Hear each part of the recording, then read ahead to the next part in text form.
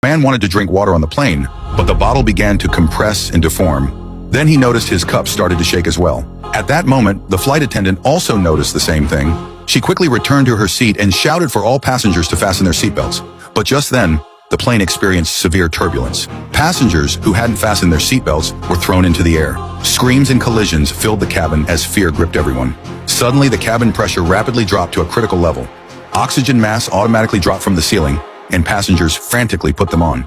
Meanwhile, a passenger in the restroom was unable to free himself due to the violent shaking. He tried to open the door but eventually passed out from severe oxygen deprivation. The man noticed several passengers on the verge of suffocation. Without hesitation, he rushed to help them properly secure their masks. But as he turned around, he saw that his wife had already fainted. He wanted to go to her, but he too began to feel dizzy. At this critical moment, the plane's emergency oxygen supply was nearly depleted. Just before losing consciousness, the man spotted the emergency oxygen indicator and managed to retrieve a backup oxygen tank. Fortunately, timely intervention saved his wife. A few minutes later, the plane stabilized. The captain announced over the intercom that a storm had caused a breach in the cabin seal, leading to the high-altitude oxygen emergency. Thankfully, they had descended to a safe altitude, eliminating the danger. At that moment, the flight attendant discovered the passenger who had collapsed in the restroom. She quickly provided him with oxygen. Fortunately, the oxygen deprivation hadn't lasted long, and he gradually regained consciousness.